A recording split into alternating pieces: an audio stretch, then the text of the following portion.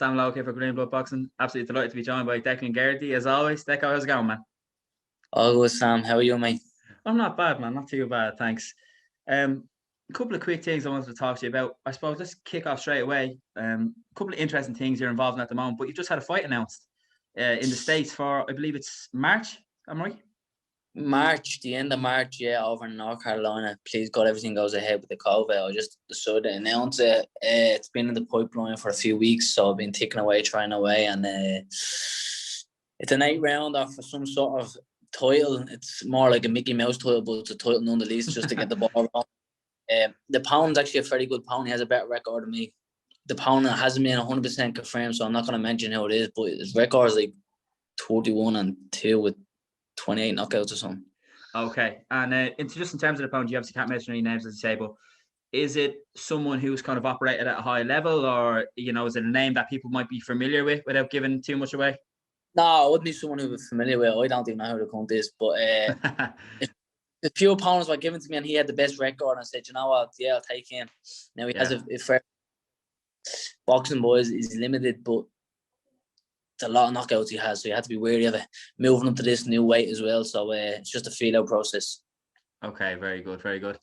Trust you to pick a guy with a big knockout record, like in your first fight back. But you love it, like. Yeah, good, man. I absolutely buzzing. And when I saw it, I was delighted to see you'd actually had something announced. So talk me through kind of how the fight in America gets planned. Like, obviously you represented by MTK Global. How much? Well, obviously they organise the fight for you, but it's not under their banner as such. I don't believe, is it? No, it's not underneath their banner. The cut man Andy O'Neill went out and sorted this all for me. Yeah. Andy O'Neill's the man. And I'll give Andy O'Neill the props. Andy O'Neill's the man with the plan for me there. He helped me get this fight going, and it was just kind of, I was waiting around. I got offered a fight. I got offered actually did you ever see the fellow who Tyrone McKenna beat in the semi-finals, that golden contract? Mohammed Mamoon. Yeah, Mohammed the fellow Mamoon. He beat Waters. I got offered a fight with him about 3 weeks ago before I came away, and I said yeah to the fight, and he actually turned it down because he's meant to be fighting for something else. It was. Sorry, let me interject there. With Mamoon, you were off. Yeah, no, not Mamoon. The fella Mamoon beat in the quarters. The fella was like 12-0, 12-1 now. Big knockouts as well. A lot of knockouts, big power he had. I got offered a fight with him, with MTK, and I said yeah to him. Then he came back and said, he said no, there's something else at the popping up for him. So okay. So that was the reason why I went and got this fight, is because some fights are falling apart, and it was good just to have something set in stone where if this happens, it gives me something to train for. If it doesn't happen, I've been training a few weeks, at least I believe there was something going to be there. But it's hard to constantly train when there's literally nothing there. You're just trying to hope you're going to get a call. At least I have something set in stone. Will it go through? I'm not 100% with this COVID, but at least in my head is that I am fighting on this date. Yeah, 100%. Like as you said it before, it's so much easier to train with a date. I'm interested in the kind of American aspect of this. So this is going to be, I believe, your first time fighting in America? Yeah, as a professional would be. As a professional. And is that something that you've kind of always wanted to do as a pro, or is that did you choose to do this on purpose, or was it just kind of a weird opportunity that just arose, if you know what I mean? Or was it like, oh no, I would like to, it's something I've wanted to do and I'm going to take that route? It's nice to get over and send him my American debut. I was looking at a fight in Mexico, another title fight as well, because of a lot of boys now. Some people are just getting fights, like not MTK boys, but some of the other fights in Ireland are fighting, and they're just fighting journeymen, just take over fights. And I was like, I don't really need to take over fight now. If I'm going into it, if I'm going into a big fight with an MTK fight, I like to have a good 50-50 fight. I don't mind, but I was like, I don't really want to fight a journeyman with nothing on the pipeline and nothing there, just for the take of just keeping active, which is good. But I had a choice of either getting a 4-rounder, like you have Borky fighting on it, and Graham McCormick's going to be fighting on as well. So there's three Irish lads fighting. Them two boys would be fighting like a 4-rounder, handy enough 4-rounder, where I got the opportunity of going for the 8 and for the title, and obviously a better opponent. So I was like, yeah, I'll have that instead of taking like a handy enough 4-round journeyman just to tick over. So I'm not getting no younger.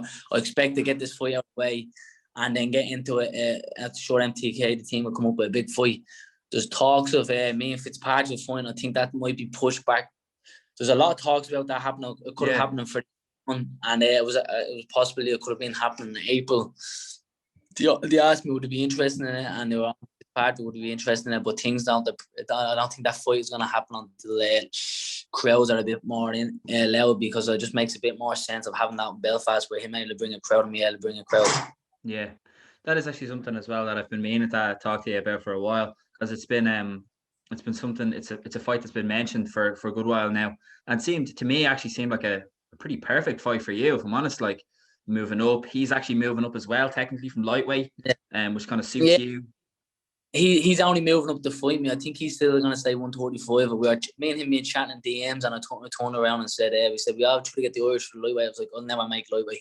140 is the only way I make. So he kind of has to come. Even though I'm jumping 2 weights above, a weight above the way he's usually at.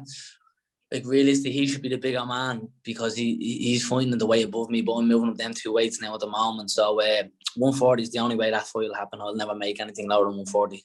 Yeah, and I think as well, you don't really want to make anything less as well. Like, I mean, you've obviously made super featherweight, but I suppose the fact that you've been building your body up for 140, as well as the fact that you in your head you're like, no, I'm not fighting under 140. I suppose those things all mixed together, it would be unbelievably difficult for you to even get to 135, I'd say.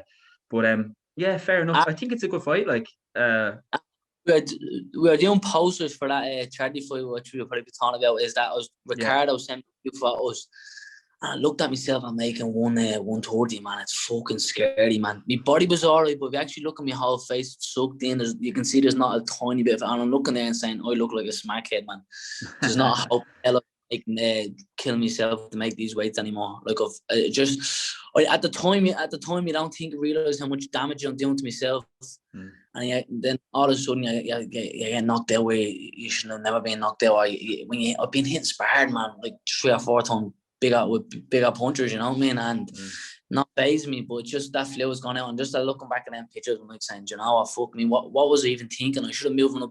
It was really the tennis fight. I started kind of struggling. I wasn't bad with the tennis fight, but that's when I started to pinch. Shit, sorry about that. Sorry about that. That's when the pinch started happening. I did, and from there on in, I should have moved up. But it was just always in my head. I'm only 1 or 2 more fights away from a massive title fight again. So that got stick, and then that's out of the equation. I'll never go lower than 140. That's even if I make 140 at this stage, man. I don't know. I'm trimming down. I haven't made the weight yet. My body's filling out with that little bit more. Listen, I'm not I'm 5'10", so I'm not a small light welder, but like I'm not a big light welder, but means of form. Yeah, no, I get you. So is there like a scientific process now for the cut, or how are you tackling the cut? Is it kind of off the cuff a little bit, or have you got some strength conditioning guys and sometimes scientific guys on your team helping you? I have a strength conditioning lad, Gar, but he does only my strength work. The making weight I'll do it myself, but it's around long enough. You have a good idea. Small portions of food, good healthy, plenty of protein. You know what I mean? It's just about being smart and getting the right intake and whatnot. But it's not going to be nowhere near as tight as like I used to be like people never believe it. Like I used to be 75 kilos, making 58.9. People don't realize that you're talking about near enough 3 stone, making that, taking off each camp within 10 weeks. It's just fucking madness. And people say you shouldn't be blown up that much all the way. Yeah, I understand that, but that's just me walking around. That's me just living like a normal fella when I'm outside camp, not eating more than what a normal person eats. Now I understand I'm an athlete, but I'm out at camp and I was training once a day, constantly either way. You know what I mean? I was just living a normal life and still training every single day. Like, but it's just of it. I don't know, man. I was a massive super featherweight, and it just played a part in it. So now it's just about being a bit more smart. And now, like I'm at the 71 mark. You know what I mean? At the moment now I'm at 71, and I'll hit in the next 2 weeks. I'll hit just underneath the 70 mark because I'm not dieting, but I'm just going to watch one little. So I hit underneath the 70 mark, and then I only have to take off the goods a stone then for the actual title. Okay, so stone. So what's the super lightweight or light welterweight is 140 pounds. What's it in kilos? 63.5. 63.5. Okay, yeah. It sounds like a lot of weight, but I suppose as you said, how to lose it. Yeah. Yeah. I've often lived stone a week I had. So, you know what I mean? But so I know what has to be done, you know what I mean? Making weight is most athletes know how to do, you know what I mean? Most boxers know how to do it. Definitely. Last question on that. So will you look to gradually bring your weight down? Because obviously you're fighting in March, so it's another month and a bit away, 5-6 weeks away. So Yeah. will you look to bring your weight down quite gradually so that you can train for maybe 4 or 5 weeks quite close to the weight, like get your walking weight down a bit now Yeah. for the next couple of weeks, or will you look to really cut a massive amount of weight on like fight week? Or how will you No, approach the weight cut? like cutting a massive amount of weight on fight week, but sometimes I've had to. Sometimes you hit a stage where your body doesn't let go of anything else. Like I remember fighting the Archie fight last time, like I was like 2 kilos over the week of the fight, and I was wearing a sweat gear every single session. I was only losing 0.1, 0.2. And then if I put a sweat suit on me now, I lose 1.2 kilo easily. You know what I mean? At some stage, the body just doesn't want to let go of anything else. Yeah. So I always kind of bring it down, and then like I don't like to lose an awful lot the week of the fight, but sometimes the body just doesn't want to lose the weight. Yeah, I get you. So you'll try to bring it down a bit more gradually then, so that you don't have to cut too much. Okay, interesting.